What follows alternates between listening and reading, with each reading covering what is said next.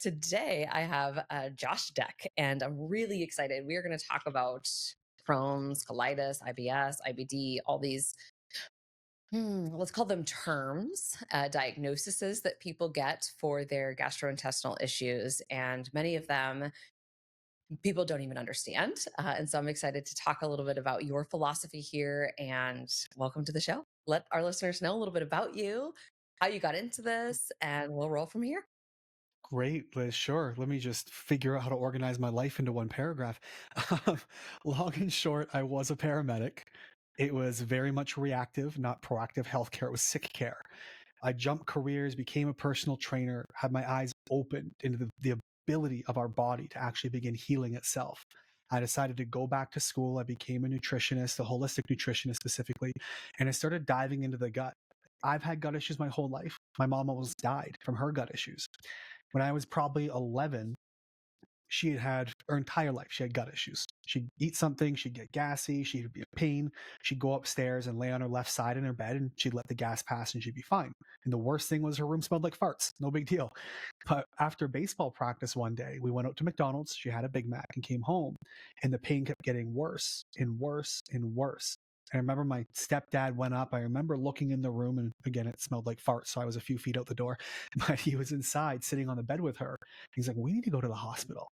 And she goes, "No, the ambulances make me sick. I'll be fine. It'll pass." 30 minutes later, he comes back and she's pale and sweaty. He says, "We're leaving now." And he drives her to the hospital, and she's in for emergency surgery. And it turns out she had perforated a bowel. So a little hole formed. She's leaking bowel contents, stool, all this into her abdominal cavity. She went septic. And the surgeon said a couple of hours more and she would have died at home that night. So I've seen those repercussions. She's had several bowel surgeries, 2 feet of bowel removed. She's had meshes put in. I had gut issues to the point where when I was in my early mid 20s, I was 15 plus bowel movements a day, 10-minute transit times. I'm in the bathroom constantly looking at whole undigested food. My joints hurt, couldn't focus. ADHD was through the roof. My back, down to my arms and wrists, covered in acne. Something was clearly obviously wrong. I was horribly hyperactive. I was from a paramedic, chill in any situation, to having chronic panic attacks, anxiety, all the way to like crippling depression, suicidal thoughts, where I planned it out on several occasions.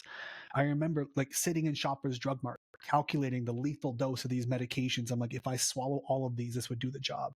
My brain was just absolutely throttled, but I was never depressed. I love everything. I love my life. I love my wife, my dog, and job, and all the things that rhyme together. It was great, but my gut was toxic and it was polluting my brain. And the inflammation had me presenting as the symptom of being depressed, but I didn't have this condition they call depression. And so that's really what got me here, was my own personal life experience. I fixed that. People came to see me asking for help, and the rest is history. Yeah. I think the best practitioners have their journey because you've walked the healing Yes. journey, which is very challenging. You can empathize and sympathize, which is a lot of things that I talk with my clients about, right? After, for Mhm. me, struggling with chronic constipation for 8 years, I know what it's like to sit on a toilet and have to do a enema, or a suppository or whatever, just to try to get yourself in a situation where you can get up off the toilet, and it's pretty miserable. So very excited to have this conversation. I know you and I both have had cases that we've worked with where we've surprise GI doctors and they're saying, wow, colitis is gone. You've reversed it. Your ulcerative colitis. How are we not seeing any, issues in the last 5 years? This is amazing. Tell me more. What are you doing? So let's hear from you just as we get into this, how you define some of these things. Are they all bullshit or BS, as we say with IBS? Or do you feel that, some of these are really real diseases that people need to be on medications for the rest of their life? I think the vast majority of it is bullshit. In fact, even the CDC, the Crohn's Colitis Foundation, the Mayo Clinic have downgraded recently Crohn's and colitis from being autoimmune to immune mediated conditions. Now, they still stick it under the autoimmune umbrella, but I believe that's because these medications alone are worth about $45 billion a year. So if you keep them as autoimmune, you get to keep the money coming in. But I look at these as really 4 stages of development. The first is going to be acute. This is just like a flu. It comes into your body, you get sick, you're inflamed a little bit, diarrhea, constipation, you kick it, you're good. Whatever symptom that may be, it happens to be acute. The problem is when we're deficient, we can get to these things that actually cause these diseases. But when we have deficiencies or something, our body can't fix itself. So this thing that should have gone in a couple of days or weeks is now lingering for over a year. And now it's become chronic. The problem is with chronic repetitive inflammation, the house starts to burn down and things fall apart. And then what happens, just like you, if you're under chronic stress all the time, eventually you snap. You go off the rails and punch your cat or something, right? And so what ends up happening is you go from acute to chronic to this highly inflamed, hyperactive immune responses we call immune mediated. So now your immune system is in panic mode. It's hyper driving its immune responses. It's hyper driving your inflammatory responses. It's national, and you're having these ulcers, bleeding, fistulas, strictures, etc. Then we take it to the fourth level. And this is what we're now going to call either autoimmune, or my preferred term in many cases is immunodeficient, where you went from stress to freaking out to absolutely manic, and now you're collapsing the corner and rocking yourself to sleep. And that's what happens to your immune system. It sort of just gives up, and you're now deficient and you're unable to bounce back from that. And that's the whole conversation as to how it could be or the future of that. We're hoping to get some clinical trials for a new drug that might cure that issue. But the point being, there's four main stages: acute, chronic, immune mediated, and immunodeficient / autoimmune. The vast majority of cases of Crohn's colitis I see are phases 1, 2, or 3, which means it is fully reversible. And they can come back from this, sometimes relatively easily, sometimes it takes time, but you're inflamed for a reason. We just have to figure out why. Yeah.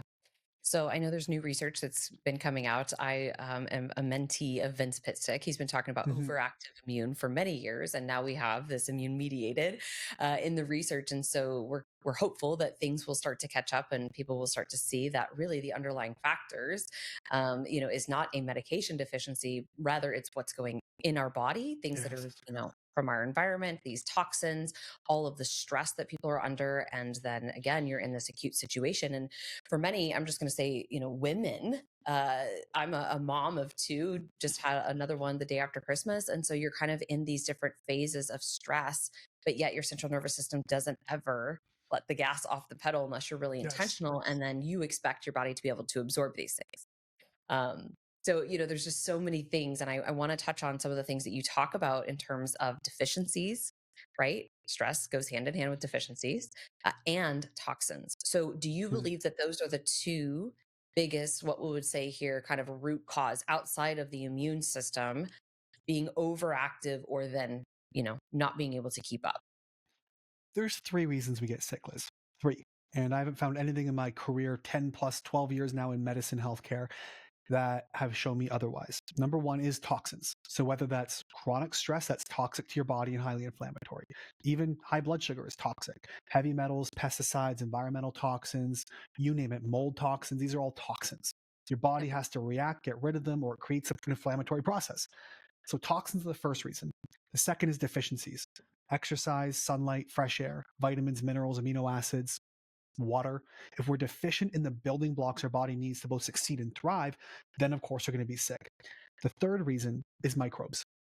We either have too many bad guys or even too many good guys. We have overgrowth, imbalances, infections, parasites, bacteria, viruses, fungi, something. Every reason human beings get sick fit under the umbrella of toxins, deficiencies, and microbes. And these are the three things that drive us toward disease states. In the case of Crohn's colitis, it's going to be primarily things like mold toxins, chronic stress, deficiencies, and of course, microbial infections. I see parasites all the time, mold all the time. These are major layers. And so really what we're looking at, if you picture your body like a cup of water, that cup starts to fill up and you develop symptoms. Until one day you have blood in your stool or you have debilitating pain, that cup has now overflowed. So you go to the doctor, they go, yep, you have this water overflowing itis disease, and that's just what it is. We're not asking, what filled your cup, number one? Number two, why can't you empty your cup? And the third most important piece to long-term recovery is what else has gotten wet? What other systems in your body have now been compromised, imbalanced, or beaten down that we now need to recover and repair for your body to fully heal itself? We can answer those three questions. You could theoretically reverse any disease. Mhm. Yeah, you remove the trigger to inflammation, which we believe is the root of all disease. I say, I Yes. was saying this before we started, but IBS to me is inflammation. And that can be coming from a lot of things that you mentioned in terms of Mhm. toxins, right? What's driving that inflammation? Bacteria, your microbes here, and then stress. And so I think we are aligned a lot here. And I would love to know, why is North America basically the gut disease God. capital? What's This special about us here? with nothing special. We hate ourselves because of it. We're all depressed now. Here's the thing. When we look at the data, Liz, we can see our body, our world is highly toxic. In fact, we have created an environment for ourselves that's no longer compatible with our biology.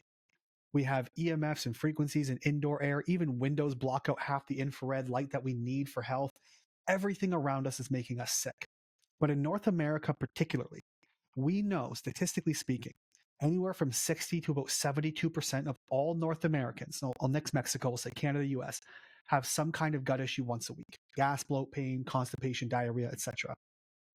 About 20% of all Crohn's colitis cases. So now we go from gas, bloat, minor things, acid reflux, to the severe end of the inflammatory spectrum, where you have blood in your stool, ulcers in your colon.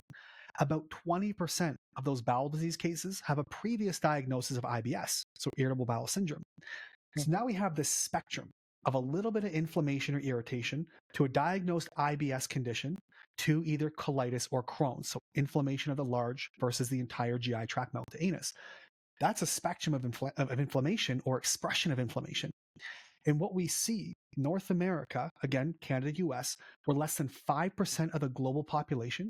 We have upwards of 50% or more of the world's cases of inflammatory bowel disease, Crohn's colitis. So we are sitting in an epidemic level crisis. In fact, in the 1950s, there was about 15 per 100,000 people diagnosed with Crohn's colitis. Today, it's 463. That's a 3,000% increase in 75 years. Something's causing this. And we're in an Mhm. epidemic level in our nation. And it's wild to watch. And doctors roll it off and go, that's just genetic. No, it's not. Yeah, I don't think it's genetic, right? No, I not think even a little bit. I'm also just thinking about, we've seen here, in the US with RFK talking a lot about all of these toxins that are coming in from, our food supply and everything, and how we have 1 in 36 kids with ADHD, and it used to be Yeah. 1 in 10,000. Like, we're asking the question, what is it? And we go back to this conversation of toxins. So you mentioned, and I love the way you bucket this, toxic stress, right? Toxins that are coming from the environment, whether or not you believe in chemtrails and all the things, we know that Oh, our you can't not believe water. in them. It's information is data by the government. If you don't believe it, you're putting a blindfold on. Like, Some people choose to they cherry pick. Let's put it that way, right? Um, willful ignorance. Yeah. we have all these toxins, and I think so many people. We talk a lot on our podcast about mycotoxins. I just got off mycotox review for a small boy who is having all these skin issues and everything, and I'm like, just because you are in a newer place does not mean that you're immune to this. You could be Yes. behind walls and in duct systems, all of these things, and so that's just one little tiny piece of the puzzle. But then you go down the rabbit hole of everything you're drinking, everything you're ingesting, all of these things. And so, if it truly was genetics, I think we would see this as an issue for years and years, but we haven't. So, Yes. talk a little bit more about, we see all these toxins are coming in to our life, right? Whether we're ingesting it, we're breathing it in, we are, drinking it, whatever. How is that changing then the microbiome and the bacteria? And so you There's a, mentioned before, right? We have our yeah. commensal bacteria, but then we also have all of these pathogens, Yeah. feeding pathogens, allowing pathogens to thrive in this environment because other things are depleted. There's a couple of layers to that equation. When toxins create bowel issues, number one, they can alter the actual microbiome. They get in there and they create a landscape that's highly inflamed. They can kill off some of the good guys, which leave room for the bad guys to overgrow. And in the case of mycotoxins, mold is actually antibacterial. That's kind of what it does. I mean, penicillin came from Aspergillus niger. It's a mold bacteria or a mold toxin. And so they're antimicrobial. And a lot of the good guys are susceptible. They die off. And just like any kind of city or vacant house, there's squatters' rights. These microbes are going to come in, they're going to overgrow, take over, and cause a problem. And now they're inflammatory. And so what we see in this case then is we're killing the good guys and we're leaving an inflamed environment where the bad guys thrive. And so now we have these overgrowths.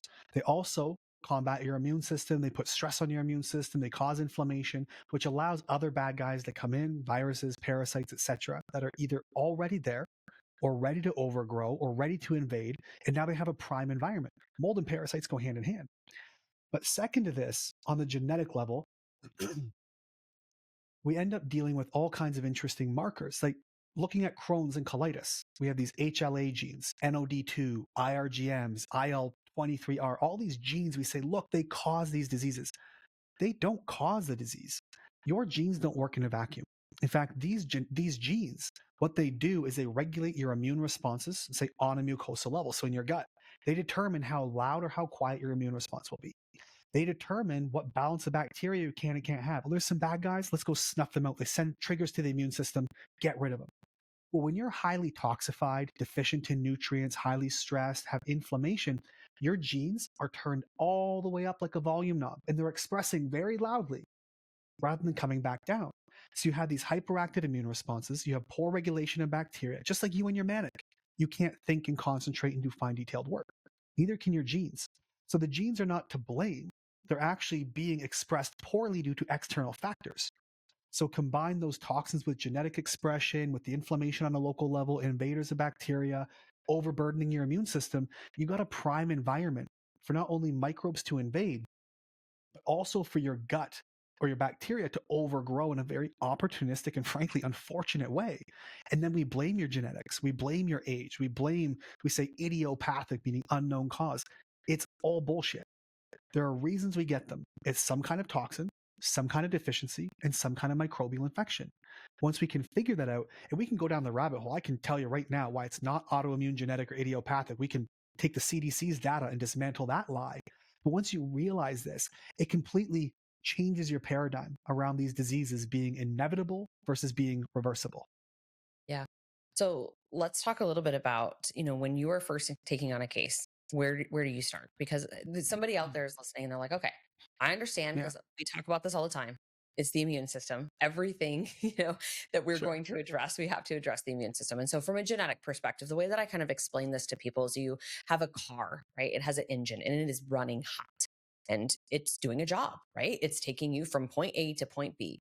But you also should have water to cool it down, right? Your coolant. And if you don't have that ability because of a variety of factors that you just mentioned, right, impairing that coolant to cool it off, we're going to basically stay an inflamed fire for a long Yes. period of time until we can bring something in to really cool things down. So what's maybe your first step that you help, some of your clients with cooling this inflammatory fire down? First thing is history. There's two ways we get these diseases, and you're going to be in one of these camps with Crohn's, colitis, even severe IBS. Either number one, it came on very slowly. Over the years, you progressed from having gas, bloat, IBS, constipation, diarrhea that got worse and worse and worse. And these are your symptoms, your body saying, help me, something's wrong. Your doctor gives you a prescription, a medication to put tape over its mouth. We can't hear the symptoms, so we're heroes now.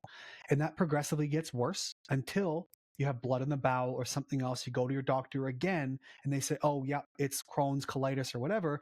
And we just missed it, or it wasn't bad enough for us to notice. And they assume it was there. In reality, it's like wearing a pair of shoes without socks, where your heel starts to rub and it gets red and raw and blisters and bleeds. Imagine going to your doctor with a slightly inflamed heel. Like, no, leave the shoe on and come back when it reaches the bone. That'd be nonsense. And that's what happens in camp one. It's a progressive wear and tear over time. Camp two, it's a high level of inflammation that your body reacts to immediately. And you're prone to this due to the current landscape in your gut microbiome, the current deficiencies or toxins in your system. So your cup's already full. And then this is the drop that makes it overflow, or the straw that broke the camel's back, so to speak. So now you go into your doctor and you look, I'm wearing a shoe. It's too small. It's too tight. It's wet. There's rocks and sand and glass in my shoe. No wonder your foot started bleeding in a day.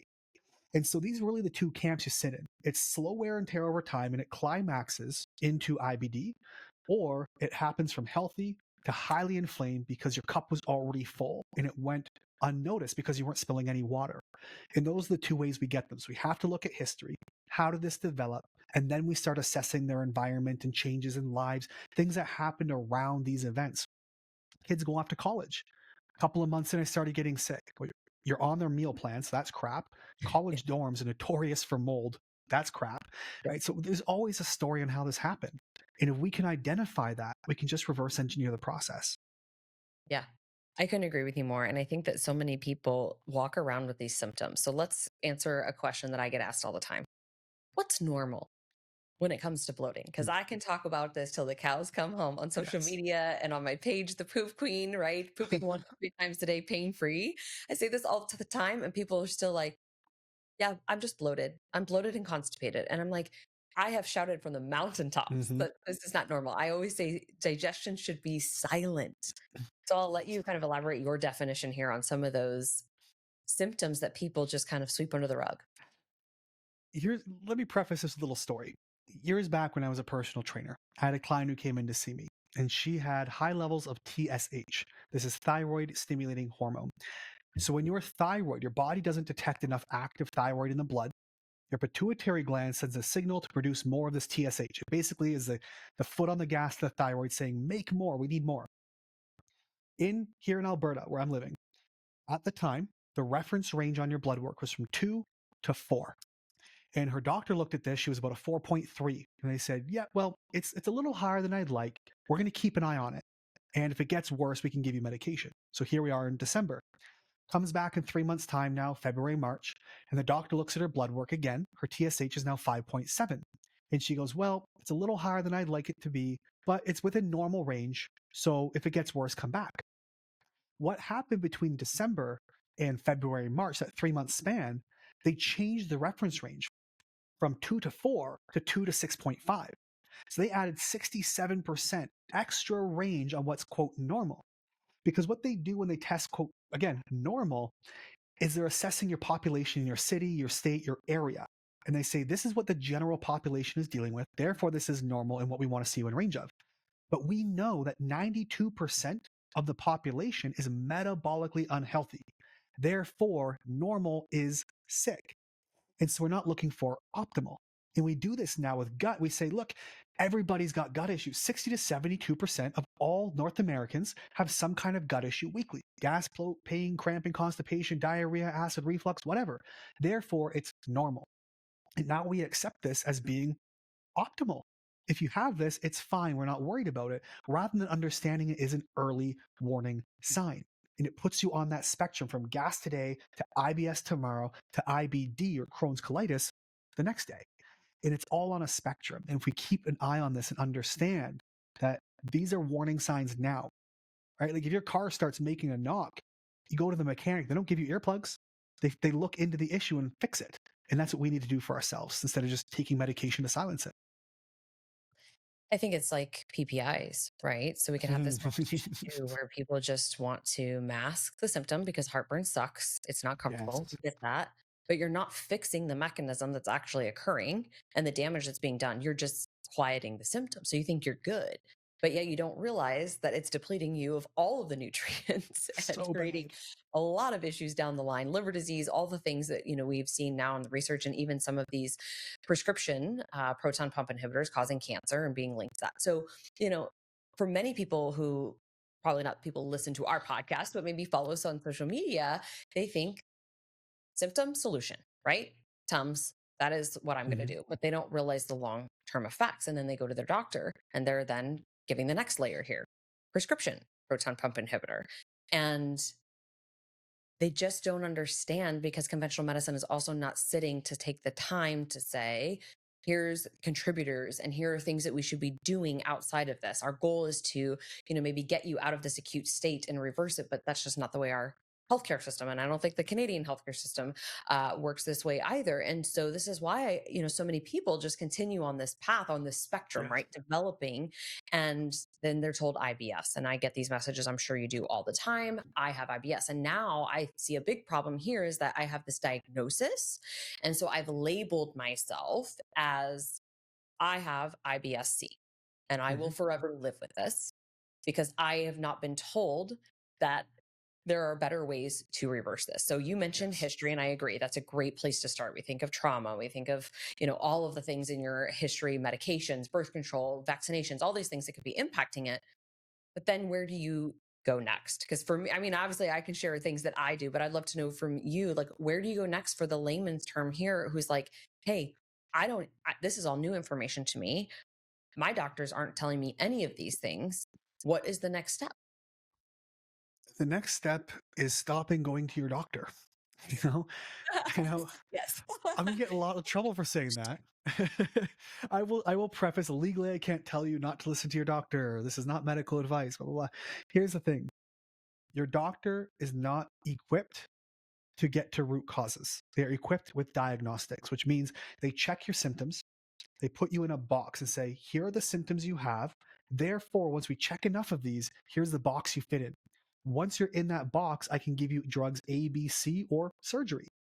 The problem is, if you don't fit in this box exactly, like bloody cookbook medicine, what do? They give you an antidepressant, send you home, try this, maybe try de-stressing. It's all in your head, medical gaslighting.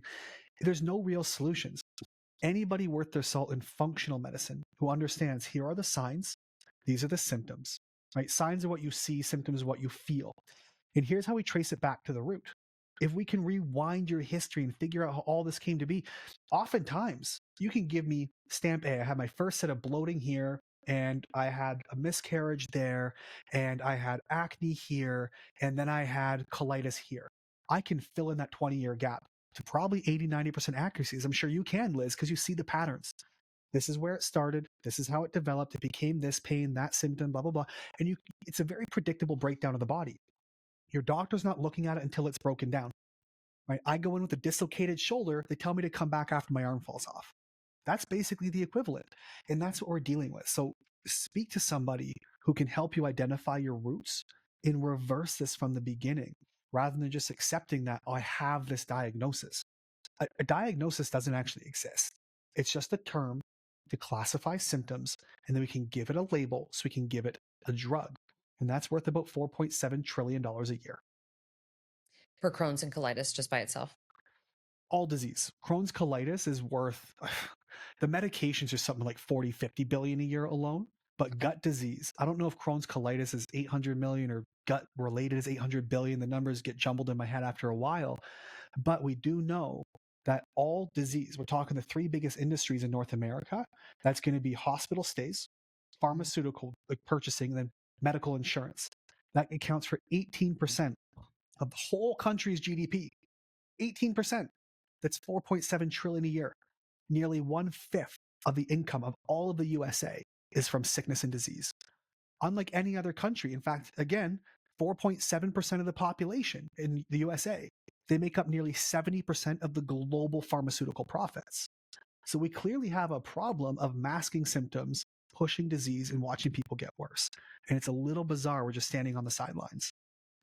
Yeah, and I think in my experience for a lot of the clients that I deal with, if there wasn't something that they could, you know, maybe they didn't meet the criteria yet for IBS, hadn't been the 3 months or 6 months long enough.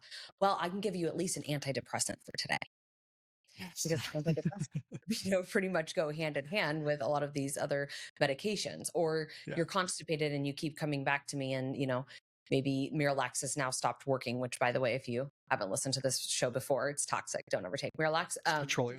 But then they're going like Linzess, Motegrity, which I've also not seen in clinical practice work or help much, because when we go upstream and we actually identify the issues, then we're able to unlock the downstream problem. And so it's just very frustrating because people go and they have this healthcare that they think is supposed to be there to help them get healthy. But in fact, it is more about, like you said, come back in 3 months when things get worse. We're not there yet for things to be really bad.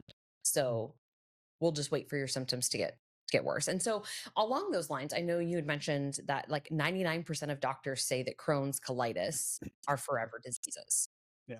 Is that because, do you believe it's because they don't know? Or do you believe it's just because they haven't done the further investigation to really understand the body, the immune system, and how it is all interconnected because obviously we work in silos in conventional medicine, right? Like you Yes. see your GI doctor, you see your OBGYN, then you see your endocrinologist and so forth. I actually am waiting. I'm hoping that the stomach doc, he's a GI doctor on Instagram. I shot some comments back to him the other day.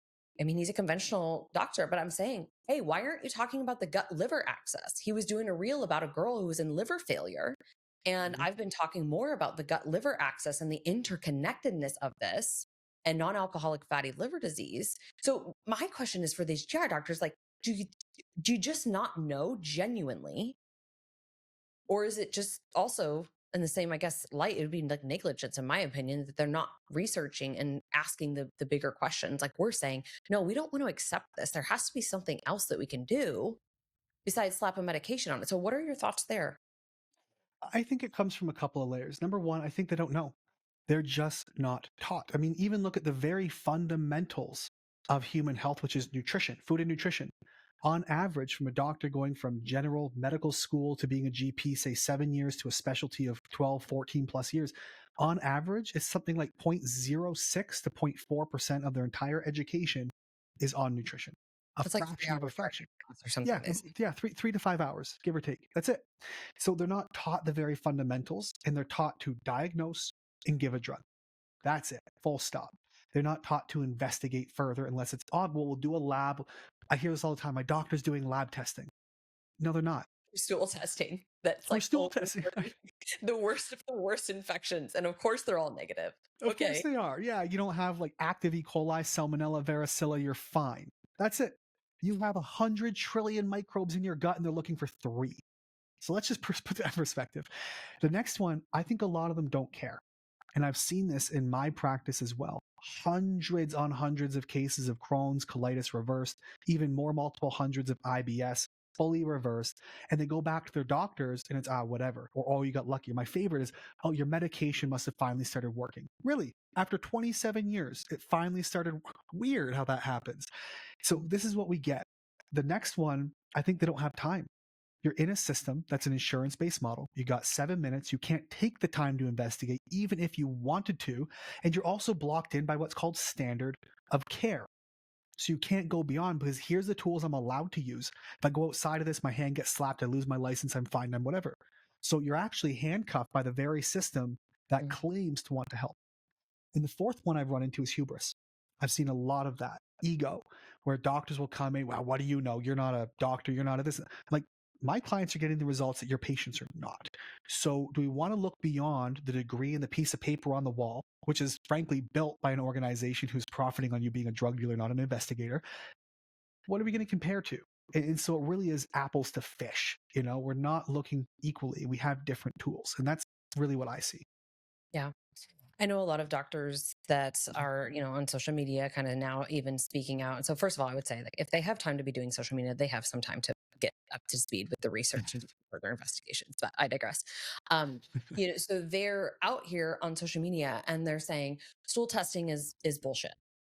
Mhm. And I'm like, I would I would argue that there's definitely error. We don't have one test that is 100% perfect, right? We know blood work is amazing. I use more blood work than anything in my practice, but I Mhm. still do find validity in stool testing. It allows me to see things, microbes, that I wouldn't, I can't guess, is it specifically blastocystis hominis or giardia, right? I can look at some signs and say, hey, this sounds like one or the other, H. pylori, candida, fungal infections. But if we want to be a little more specific, right now, in my opinion, those are some of the best tools that we do have. And then I love intestinal health markers, right? Looking at calprotectin and some of these other markers where we can really see at what level are we here. And if I need to refer you in to get a scan or whatever, then they'll at least go off of that because they understand what calprotectin means, even though they won't know half of the microbes listed here. So I'd be curious what your thoughts are there if you use stool testing in your practice and what you think of, people claiming that they're all just voodoo and BS. Well, here's what I can tell you. I mean, we know 2,500 years ago, Hippocrates said all diseases begin in the gut. All the way through to 1845, 50 with Ignaz Semmelweis, they teach us in medical school, where he looked at the two different wards having babies. There was the doctor's ward and the nurse's ward. The doctors had a 30+% mortality rate. of what they called childbed fever, women dying all the time. And the ward that was just midwives had 2%. So something was going wrong. Turns out it was bacteria from scalpels and autopsies. They'd come back, not washing their hands. They'd help these women deliver, and they'd use the same tools, and they gave them either staph or some kind of infection that caused sepsis and death. So we saw that, again, due to the hubris of the medical system. They said, well, we don't want to be blamed for killing all these women in these wards, and an unseen microbe, that's crazy. So he ended up going nuts. He was jailed and beaten by guards in prison and died of sepsis, ironically enough. And then we jumped to 1867. Louis Pasteur looked at spoiled milk under a microscope and found microbes for the first time. And then the war was on. It's us versus them. Jumping ahead now, 2007. After the microbiome was identified 80s, 90s by fathers of functional medicine, 2007, we now have the Human Microbiome Project, $170 million some odd dollar thing to view all the microbes, sinuses, vagina, colon, oral, all these things, and see, what do we have? It turns out they're friends. So we have these thousands of years of speculation, hundreds of years of evidence and research. I still get GI doctors today telling their patients the microbiome is just a theory. It's Yeah, leaky gut wild. doesn't exist. Doesn't exist. And so then we look at these GI maps, and we can see, here's all your bacteria measured. We know what they do, and we can see the overgrowth based on, again, quote, normal. But we have our samples, and we have a good understanding so far. The problem is, I used to swear by GI maps. And I think they get a really, I really did. I was, oh, they're the be all end all. They tell us everything. That's It's, not on a GI map, I said. And yep, I ate birds today. I do. I got myself recorded on podcasts, and I'm like, ooh, icky. But here's the thing. Hey, listen, this means that we're evolving, we're growing, and unlike conventional medicine, it's just sitting Yes. with whatever they learned in 1975, right? So Unlike these GI doctors, I'm with you. And so here's what we got. Downstream, your gut bacteria has been affected. This is like stage 7.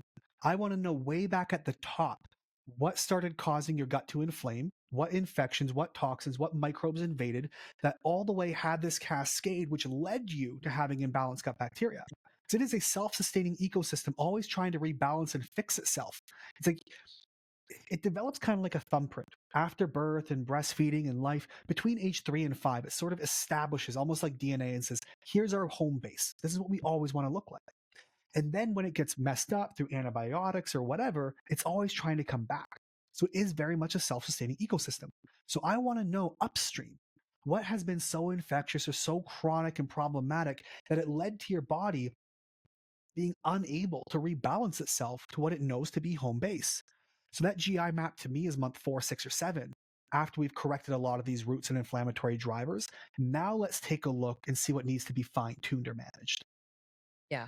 Yeah, I would say that over the years, we've definitely, in some cases, not all, delayed utilizing the GI map until we get them through, drainage and detox, really focusing on removing a lot of the triggers, getting their environment cleaned up. Mm-hmm. Obviously, for many people, they don't even still understand how important filtered water is, right? And getting off Yes, these things because that's going to skew. And then, okay, so we've done a lot of this foundational work. We fixed many of the things, but we're still having X, Y, or Z symptoms. Let's get a view of the microbiome and see what underlying infections totally.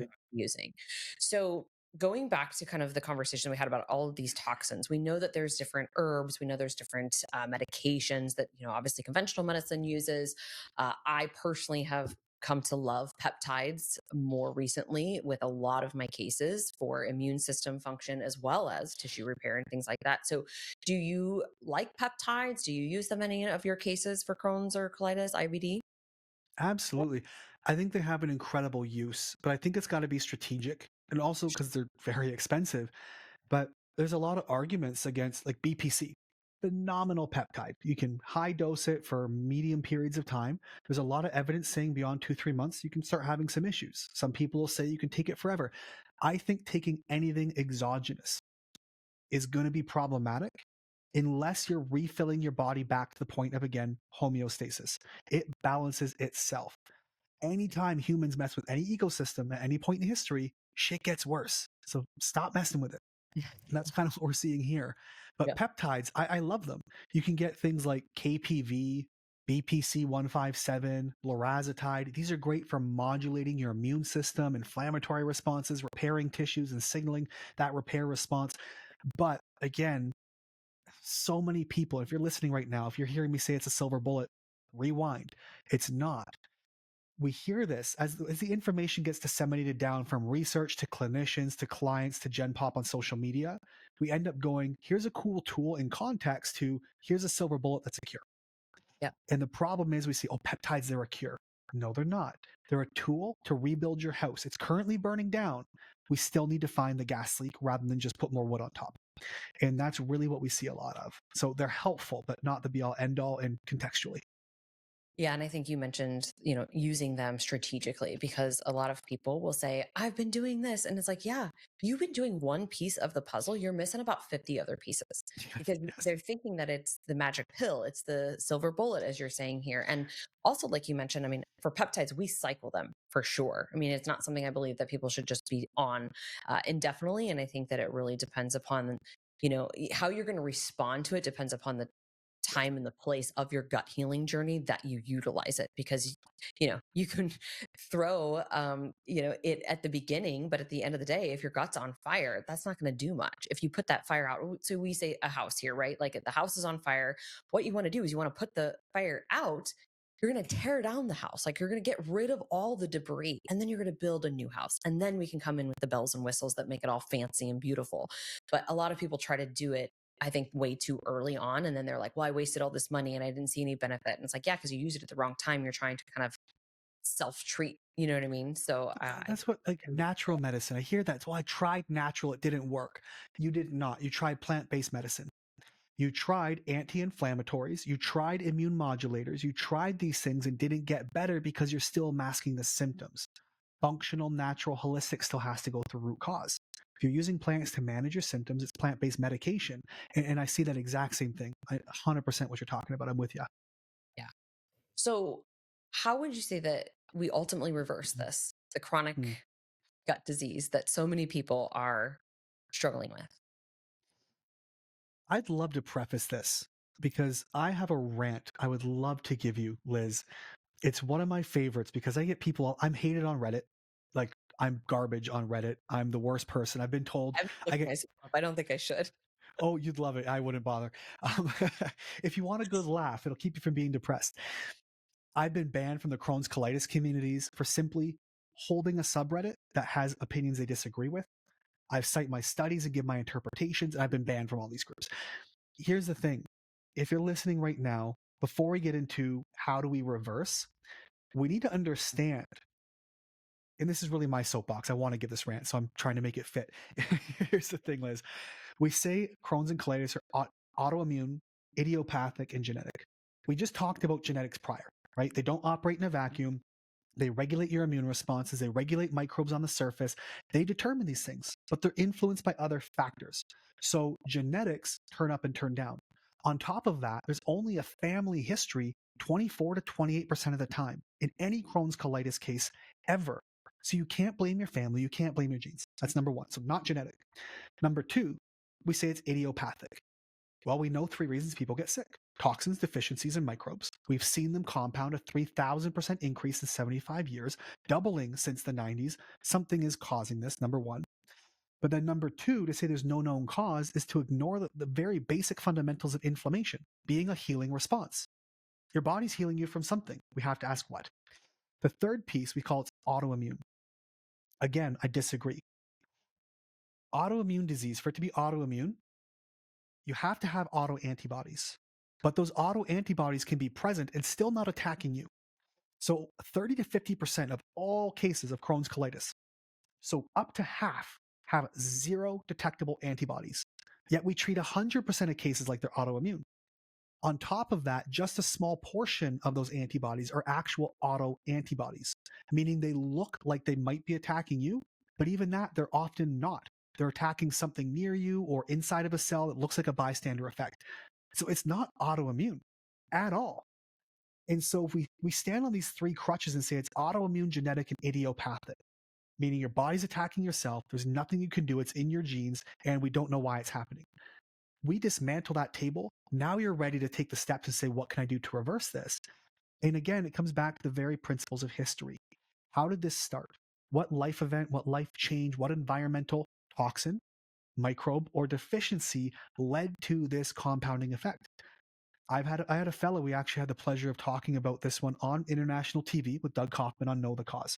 Flew down to Dallas and we had this conversation in his studio. And this fella, Louis, 17 years, severe ulcerative colitis. They planned his funeral 3 separate times. You imagine what his family was going through. Sitting at the foot of his bed, the host, he says, he was a good friend of his. That's how we got there. He says, I remember putting my hands at the foot of his bed and just praying for him as he moves on. They thought he was going to die. Perfectly fine now. 17 years. Turns out he had something that causes IBS. There was parasites, caused issues in his liver, which led to his gallbladder being removed. After having his gallbladder out, he had issues with fat digestion, bacterial overgrowth, hyperfermentation, which led to inflammation, blah, blah, blah. And it compounded. We simply reversed that process and he was better. It took us 6 months to undo 17 years. Last year, he was in Greece, traveling and flying about, eating and drinking, living his life. He gained back 35 pounds. He's got his plumbing business back. He's doing great, but we reversed engineered it. And so we can do that with you as well. You're either a quick onset or you're a slow development of a wear and tear. Once we identify those factors, then we just, again, reverse engineer the process. It's really not that complex. Like it is and it isn't, if you know what I mean. I do. And I'm just thinking here, you've mentioned deficiencies a few times. And obviously, in that case, I go back to what I said before, the gut liver axis. It's so intimately connected. The guy had his gallbladder removed. Bile, it's one of the major things, even though it's not a gastric juice, it is a major player in our GI health and our colon health. So, what other deficiencies, or maybe give like the top 3 that you see? Because I would say for me, in the practice that we have, and with females especially, I see low stomach acid. I see poor bile. So either it's insufficient or it's sluggish and kind of peanut butter like. And that these women are just malnourished because they have chronically dieted. So there's deficiencies across the board because we're not ingesting enough of the right things. And then we also don't have the things that we need to actually be able to absorb what we do ingest. So I would love to hear from you maybe what your top 3 deficiencies are that you see. It's about the same. Yeah, I'd love to come in with this lightning bolt of clarity and go, wow, I wish I knew that. It's the same. You had something that led to an overgrowth. It can be candida, it can be general bacteria, it could be a SIBO condition where the downstream effect is colonic issues. But then again, what causes SIBO? Well, it goes hand in hand with H. pylori, and SIBO goes hand in hand with parasites. So was there an infection that led to this SIBO overgrowth, that led to toxifying of the liver, that led to sluggish bile? We just have to figure out where that came from. But there's 2 things we have to do. Right? Again, it's going back to the cup analogy. What filled your cup, number 1? Why isn't your body able to empty that cup? And then when it overflowed, what else has gotten wet? And so there are 7 main drainage pathways in the body. And we have to understand that detoxing is great, but detoxing is like collecting your trash. Drainage is bringing it out to the curb. It's how you get rid of it. And most of us have drainage issues. So we go to detox, we move the garbage from one room to another. Oh, I got a headache or I got diarrhea when I detoxed. Yeah, you did, because your exit doors are blocked. You moved the trash to another room and your body got pissed about it. And that's what happened. So we have to open up, number 1, liver, gallbladder, bile ducts. Those are the top 2 drainage pathways or exit doors that we chronically see problems with. And we can support that with all kinds of stuff. Castor oil packs, Tudcut, NAC, milk thistle, whatever. There's a zillion things out there. Castor oil and Tudcut are like my top 2 go-tos for nearly everyone who can tolerate it. But then as we mobilize these things, we also have to bind, because you're moving toxins which will get reabsorbed, especially those with sluggish bile. And you can check this out. If you do a stool sample, you can see what's called beta glucuronidase. It's an enzyme made in the gut. It attaches, you'll see this in your bile as well. And if you have these high levels, it means your body is recirculating toxic bile. Instead of draining it and filtering, it absorbs hormones and toxins, goes back to, it's called enterohepatic recirculation.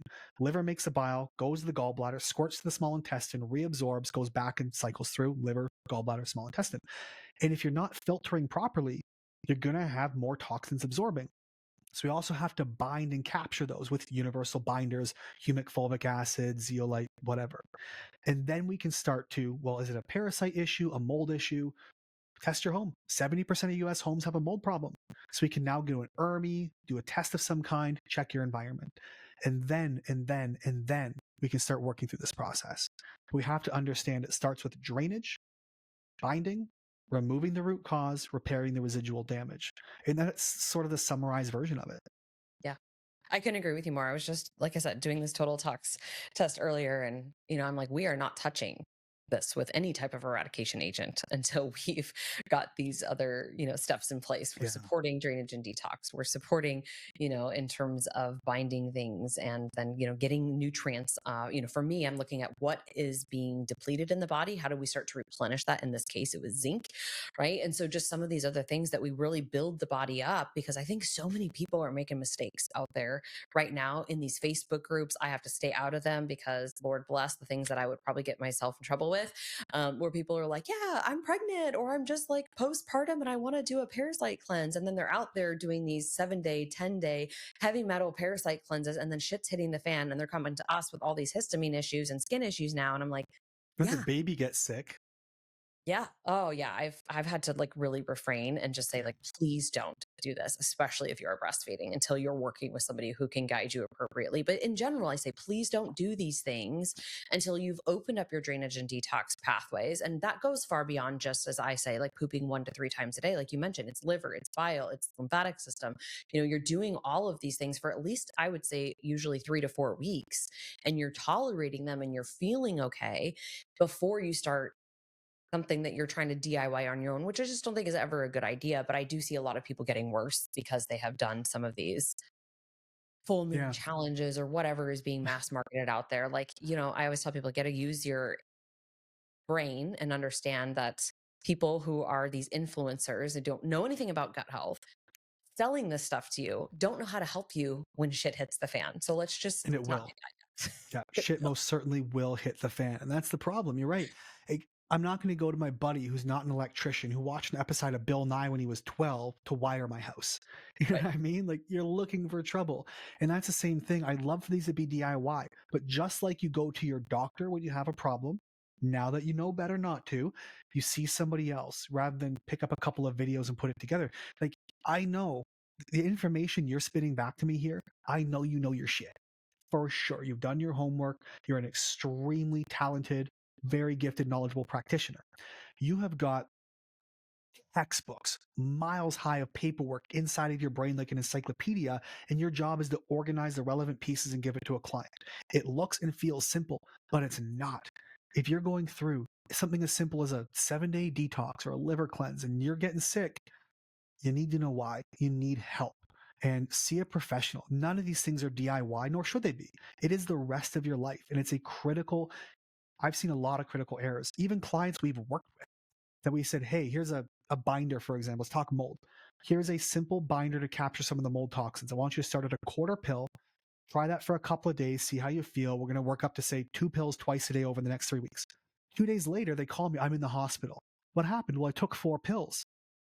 You didn't ease in, you don't know what you're doing. It's caused what's called a Herxheimer reaction, full body flare. She put her bowels into a flare. She's fully sick head to toe, joints hurt, brain's messed up. And you need to know and you need to listen to your practitioner for sure. Yeah. I think a lot of people who, kind of DIY, they think that then functional medicine or holistic remedies, whatever they're going to deem it here, doesn't work. And it's like, it didn't work because you didn't work it properly, right? Like anything, a Yes. piano is not going to sound good if you don't know how to play the piano.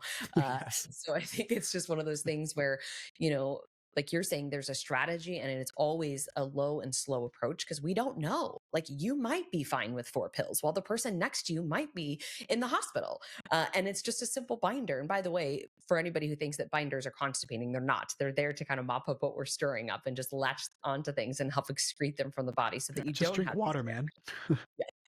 But okay, this has been so good. We could talk all day. Josh, thank you for coming on to share. Obviously you are on social media. You've got a great podcast yourself. You're doing a lot of amazing things. What do you have coming up this year? Anything exciting you want to share with our audience? I'd love to. I can't say a lot of it just yet. All right. When we get there, we got a lot of cool things in the work with a lot of cool people. I'm in the process of writing a book that is getting there. I'm on like chapter 9 of probably 20. It'll be dense, but we're having a great time with it. And there's so much out there and there's so many more things on the go. But tune into the podcasts. I actually have 2, which I know is confusing, but to meet each individual audience and check us out on social, man. Like the information's free. You just have to make the time, be willing to absorb it. Yeah. So we'll link all of that in the show notes. Obviously, you're on Instagram, so we'll be sharing all of that. And then just stay tuned, like follow him, and you'll see all of the announcements as he releases that. So best of luck to you. And thank you so much for coming on today. I'm excited to share this with our listeners. And, just always fun to chat, talk shop, as they say, talk shop Yeah, with I think people that's who the are word the cool kids use. Yeah. yeah. Awesome. Thank you so much, Josh. We'll talk to you soon. Been a pleasure, Liz. Thanks.